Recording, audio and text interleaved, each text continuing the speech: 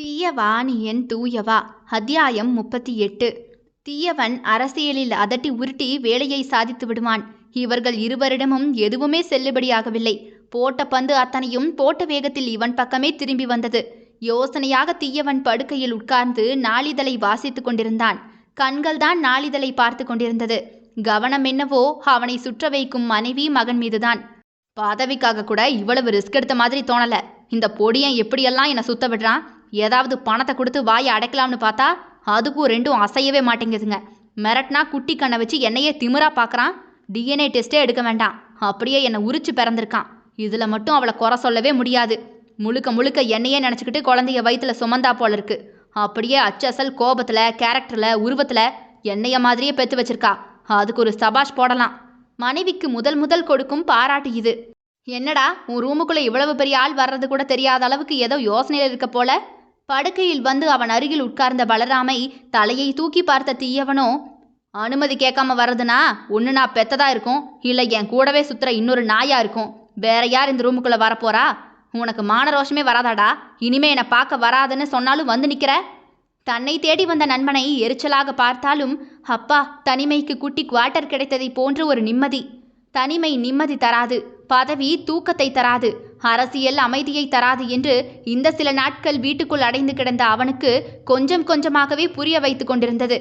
பல்ராம் திருவென்று முழித்து கொண்டு பின்னால் திரும்பி பார்க்க பிரியா தன் மகளை இடையில் சொருகி கொண்டு உள்ளே வரவா வேண்டாமா என்பதை போன்று காத்து கொண்டே நிற்க, என்னடா எங்க போனாலும் எக்ஸ்ட்ரா லக்கேஜ் மாதிரியே உன் பொண்டாட்டியை கூட்டிக்கிட்டே தான் திரும்பியோ, இல்லை எனக்கு இது மாதிரி பொண்டாட்டி புள்ளெல்லாம் கிடைக்கலன்னு குத்தி காட்டுறதுக்காகவே மெனக்கெட்டு கூட்டிட்டு வரியா என்று நண்பனை கேள்வியாக தீயவன் பார்க்க, ரெண்டும் தான் நண்பா, எனக்கு இருக்கு உனக்கு இருந்தும் இல்லை என்று பல்ராம் தோளை உழுக்க அவன் தோளில் ஒரு குத்து போட்டவன், ஏன் ஆரத்தி ஏதாவது எடுத்து வாமான்னு கூப்பிட்டாத்தான் உள்ள வருவியோ, உள்ளவா என்று தீயவன் பிரியாவை அழைக்கவுமே தன் கணவனை முறைத்து பார்த்து கொண்டே வந்து கணவனின் பக்கத்தில் அமர்ந்தாள் அவள். அவன் குண்டக்க மண்டக்கதான் பேசுவான் என்று ஆல்ரெடி மனைவியிடம் சொல்லித்தான் அழைத்து வந்தான் பல்ராம். அப்படியே தாயின் மடியிலிருந்து சட்டென்று நயகரா தீயவன் மடியில் ஏறி உட்கார்ந்து கொள்ள பல்ராம் பிரியா இருவருக்குமே கொஞ்சம் திடுக்கிட்டு போனது. ஹாய் அங்கிள், உங்களுக்கு உடம்பு முடியலைன்னு அப்பா சொன்னாங்க, இப்போ நல்லா இருக்கீங்களா என்று குழந்தை தீயவனின் முகத்தை பார்க்க அவனுக்குமே இது புதிய அனுபவம்தான். சில நாட்களுக்கு முன்பு இதே போல நடந்திருந்தால் தூக்கி கீழே போட்டிருப்பான். அவன்தான் மழலை என்றும் பார்க்க மாட்டான், மனைவி என்றும் பார்க்க மாட்டானே.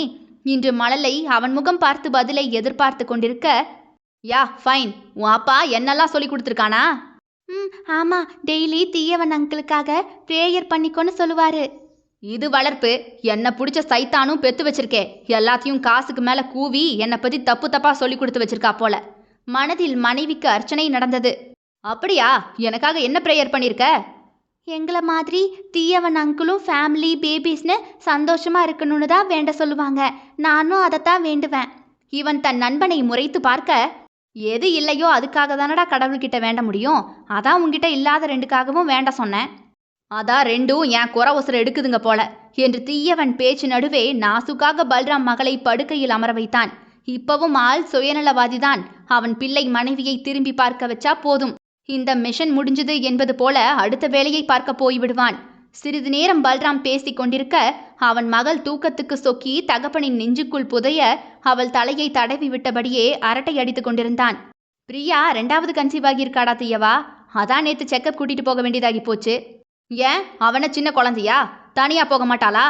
எம்பிஏ லண்டன்ல படிச்சவளுக்கு நீ செக்யூரிட்டி வேலை பார்க்கணுமா? ஆமாடா, புருஷன் அந்த வேலை பார்த்தா என்ன, 1000 தெரிஞ்சாலும் புருஷன் அப்பாங்கிற உறவு கொடுக்குற அன்பு தைரியம் அதெல்லாம் வேற லெவல் தான். நான் கூட இருக்கேன்னு மனைவிக்கு அனுசரணை கொடுக்கறதும் பிள்ளைக்கு நம்பிக்கை கொடுக்கறதும் என்ற நண்பன் பேச்சை இடை வெட்டியவனோ, போதும் நிறுத்து, உன் சொற்பொழிவை அப்படியே நிறுத்து. உன் அரசியலை விட்டு ஏன் அடிச்சு துரத்தி இருக்கான்னு இப்போதான் தெரிஞ்சுது. இப்படி குடும்பம் குழந்தைன்னு தலையில தூக்கி வச்சுக்கிட்டு கொண்டாடுனா அரசியலுக்கெல்லாம் ஃபிட்டாவே இருக்க முடியாது என்ற நண்பனை தலையில் அடித்து கொண்டு பார்த்த பல்ராமோ, டேய், அரசியலும் பதவியும் மேலே போடுற உடுப்பு மாதிரிடா, ஆனால் மனைவி பிள்ளைங்கிறது உள்ளே இருக்கிற இருதயம் மாதிரி. உடுப்பை இஷ்டம் போல மாற்றிக்கலாம், ஆனால் உள்ளே இருக்கிற இருதய துடிப்பெல்லாம் நிறுத்திட்டா நீ மனுஷன் இல்லடா, போனத்துக்கு மரியாதை இல்லை. உனக்கு சொல்லியெல்லாம் புரிய வைக்க முடியாது, உடம்ப பார்த்துக்க, அப்பப்போ வந்து உன்னை பார்க்குறேன். மகளை தூக்கி தோளில் போட்டுக்கொண்டு மனைவியையும் ஒரு கையால் அணைத்து பிடித்தபடி பல்ராம் அறையை விட்டு வெளியே போக குடும்பமாக போகும் அவர்களை ஏனென்றே தெரியாமல் தீயவனின் கண்கள் இமைக்காமல் அப்படியே பார்த்து கொண்டிருந்தது. சிறு வயதில் தீயவன் தகப்பன் இன்னொரு குடும்பத்தோடு அதற்கு கௌரவத்தை கொடுத்து அங்கீகாரத்தை கொடுத்து அழைத்து செல்லும்போது இவன் ஏக்கமாக அந்த குடும்பத்தை ஆசையாக பார்த்து கொண்டிருப்பான். அதே ஏக்கம் அவன் கண்ணில் இப்போதிருந்தது. நண்பனின் குடும்பத்தை பார்த்து பொறாமையெல்லாம் இல்லை, ஆனால் பேராசை இருந்தது. அவன் கவனத்தை திசை திருப்ப கையில் துடப்பத்தோடு மனைவி வாசலில் வந்து நிற்க, இவ டிடி காஷன்ல கொல்லிய வைக்க டெய்லி அதே கெட்டப்ல சொல்லி வச்ச மாதிரியே வந்து நிப்பா. புருஷ ரூமுக்கு வரோமே கொஞ்சமாவது குளிச்சு நீட்டா வருவோம்னு இல்ல, வந்திருக்கா பாரு ஜாடைய பாரு. அங்கே கீழே எல்லா அறையும் துடைத்து வேர்த்து போய் அழுக்கோடு வந்து துளசி நின்று கொண்டிருந்தாள். ஐயா உள்ள வரவாங்க. வந்து தொலை. ஏன் லேட்டு? மணி 10 விட்டது. எப்போதும் 9 மணிக்கு வந்து விடுவாள் அவள். உள்ள உங்களை பார்க்கறதுக்கு ஆள் வந்திருந்தாங்க, அதான் கீழே பெருக்கி தொடச்சிட்டு வந்தேன். கன்னத்தில் வழிந்த வேர்வையை சேலையில் துடைத்து கொண்டே அறையில் அங்கும் இங்கும் கிடந்த குப்பைகளை பெருக்க ஆரம்பித்து விட்டாள். இவன் அருகே வராது தூரத்திலேயே நின்று பெருக்கும் மனைவியை அவன் கண்கள் பின்னால் விரட்ட அவள் பார்வை குப்பையில் மட்டும்.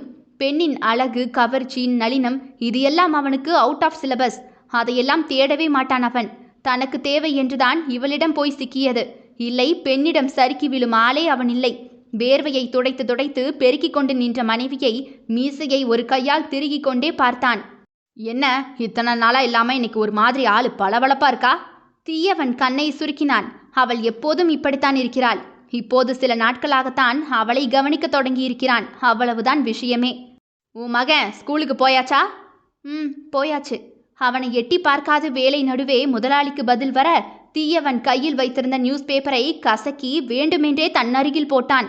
நேரம் போகணும்ல, மனைவியோடு சேட்டை செய்ய பழக ஆரம்பித்தான் அவன். இவன் அருகே உள்ள குப்பையை துளசி குனிந்து பெருக்கி கொண்டிருக்க மீண்டும் மீண்டும் வந்து குப்பை விழுந்து கொண்டே இருந்தது. அவளோ சற்றும் அசராது மீண்டும் மீண்டுமாக அந்த குப்பையை பெருக்கி குப்பை கூடைதான் நிறைந்து போனது.